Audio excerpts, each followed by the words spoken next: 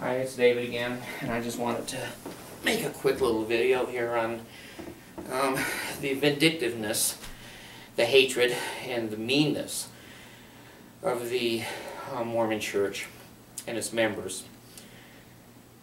The Mormon Church has a long history of not obeying the law, coming up against governmental and social institutions, and they have a tendency to lose a lot.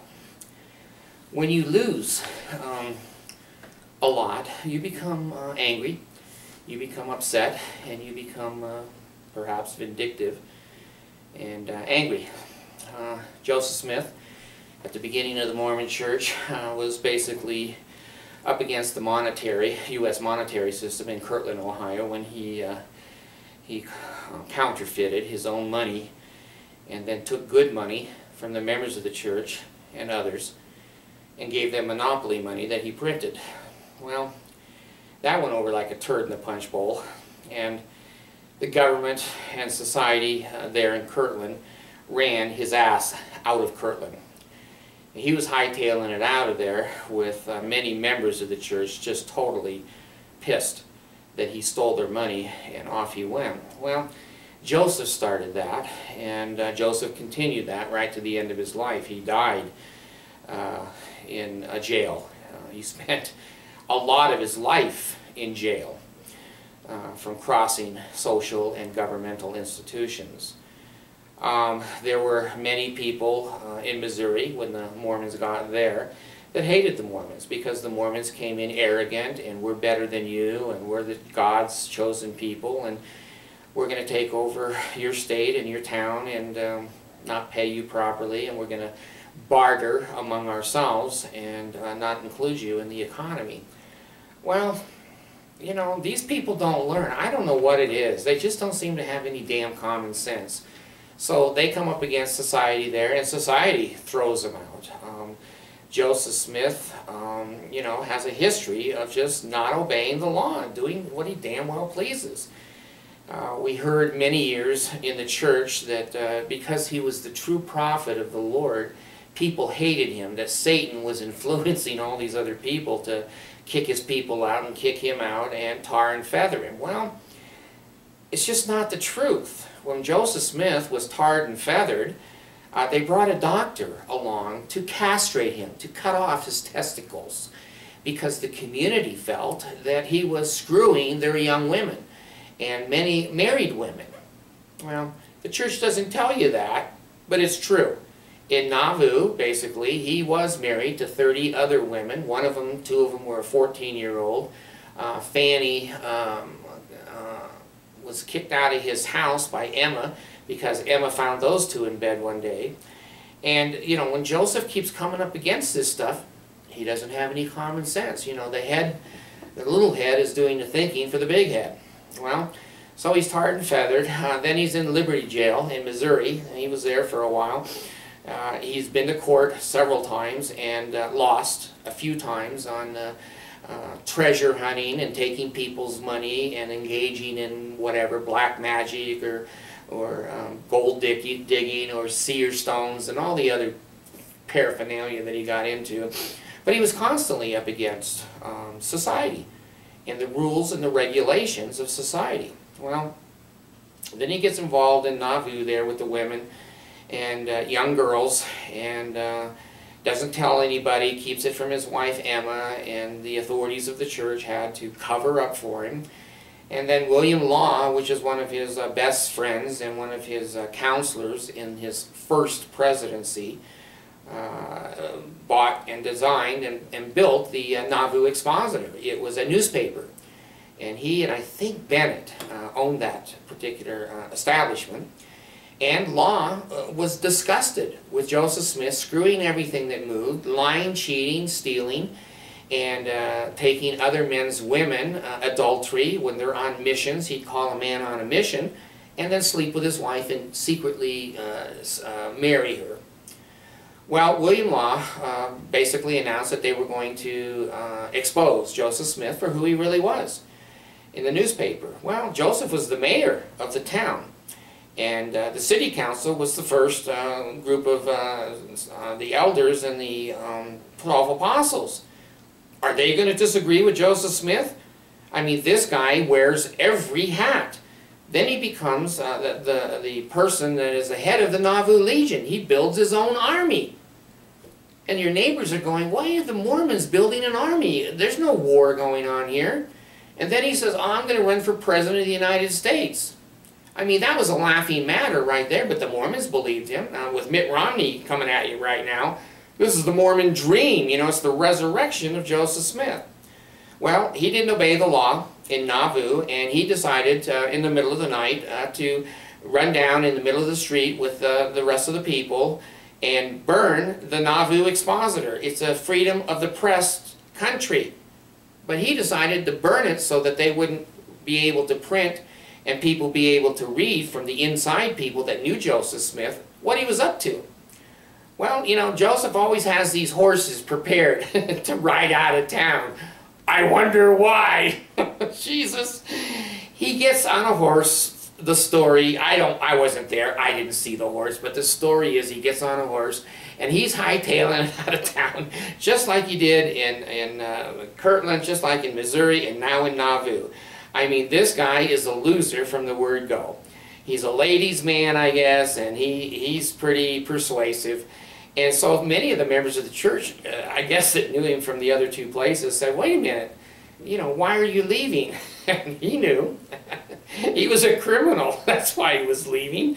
And Boggs, the governor of the state of Illinois, finally pulled the charter on the city of Nauvoo. It wasn't a city anymore. He'd had enough of Joseph Smith and the Mormons. And so Joseph was talked into, well, maybe you should stand and face the music. And so he says the famous quote of Joseph Smith. He says, well, I go like a lamb to the slaughter. Well, he had been the wolf for so many years. What comes around goes around. So he goes to Carthage jail there, and a gun is given to him upstairs there.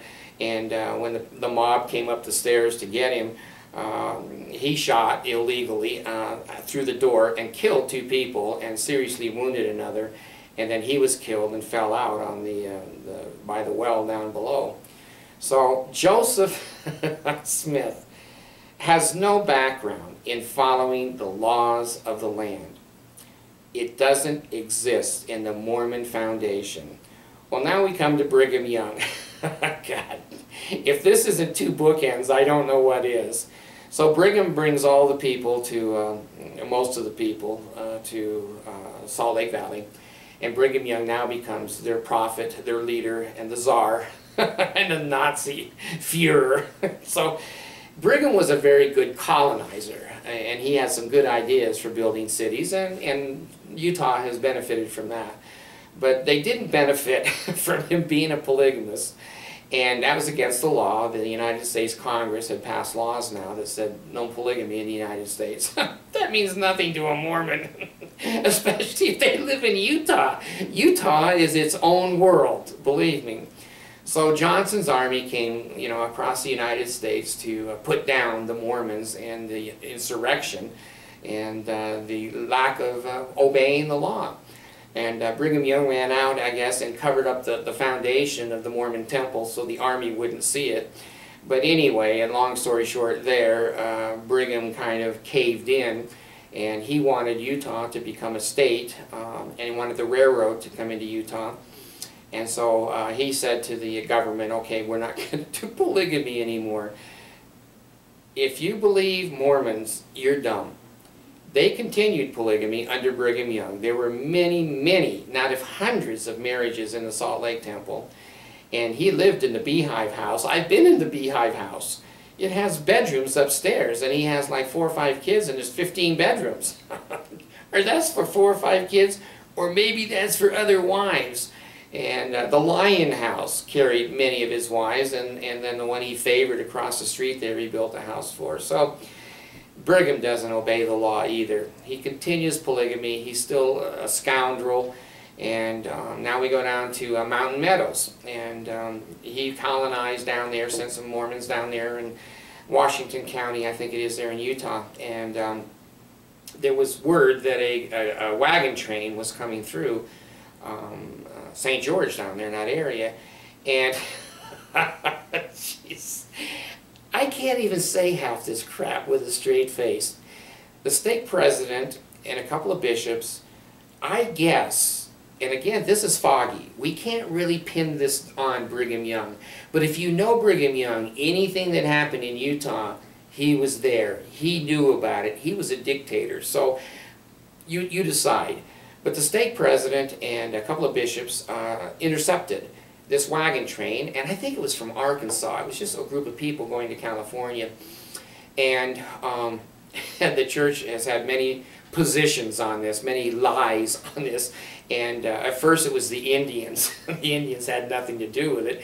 It was the stake president and the ward members and the bishops.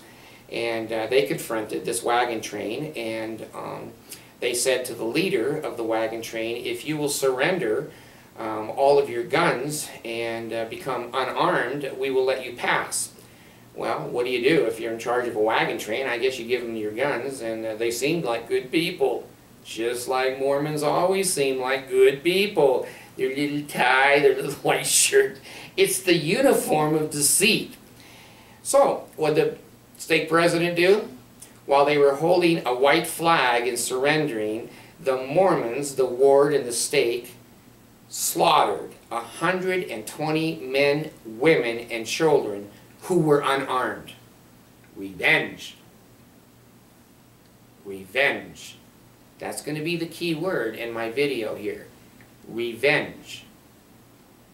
Now, Brigham Young taught all the days of his life the blood atonement.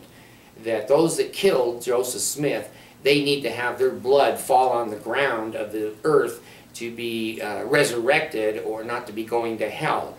He taught the blood atonement for years and years.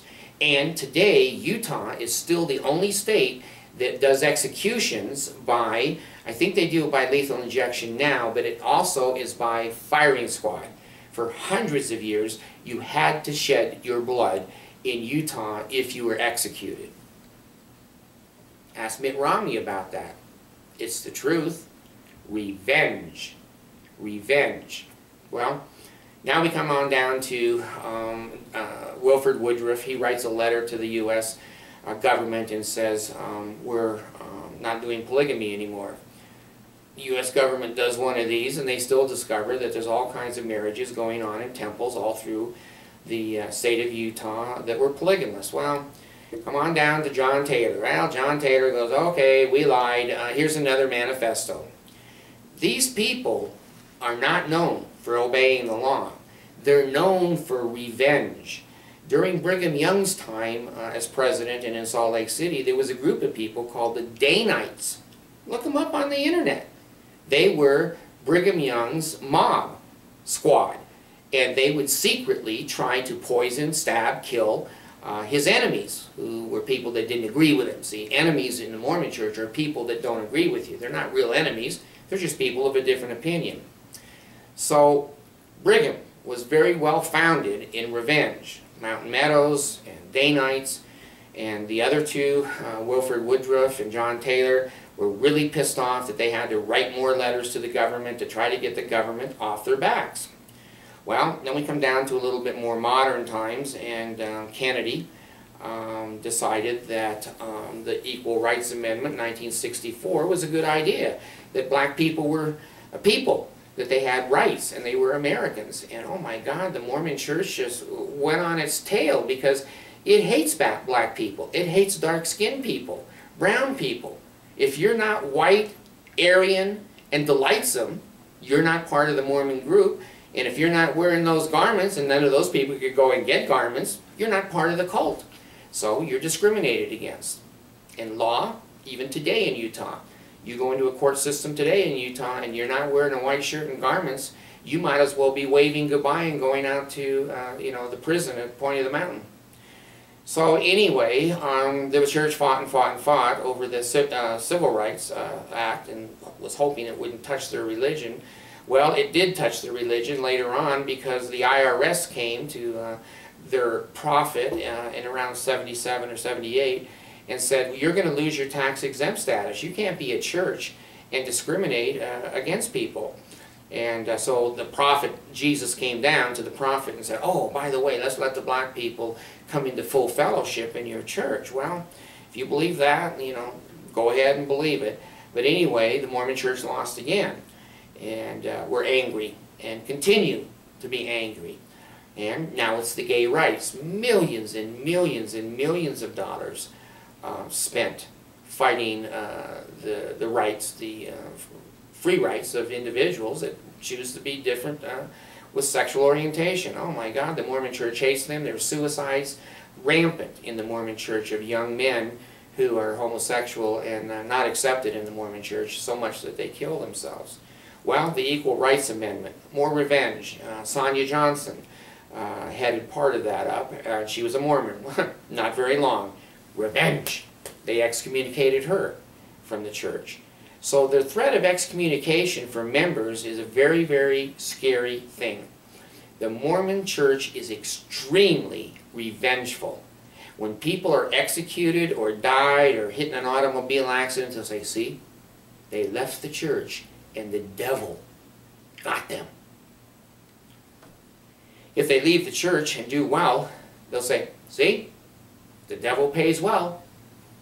You can't win in a cult. These people are programmed to hate, to hate, to hate. And yet they smile and smile, and they love bomb you and tap you and rub you on the back to see if you're wearing garments. We call it the feel up. That meant different things when I was younger. But anyway, be careful of the revenge. If you let Mitt Romney come in there as president, Mormons are like elephants. They have long, long memories. And there are many, many scores to settle in the Mormons' mind and belief system. And they're extremely rebellious. I don't think independent's even a fair word. I think they're rebellious, obnoxious, and I think they're holier than thou, and I think they're a special people that if you're not their color, if you're not their religion, if you're not their sexual orientation, if you're not their gender, by God, they are going to find a way to do to you what they did in the Meadows massacre. It may not be a physical death, but it's certainly going to be a financial and or emotional death and revenge. This is a religion of revenge, and if you don't believe it, you need to take a look at their history, and if you want to shrug it off, shrug it off. Thank you. Appreciate it.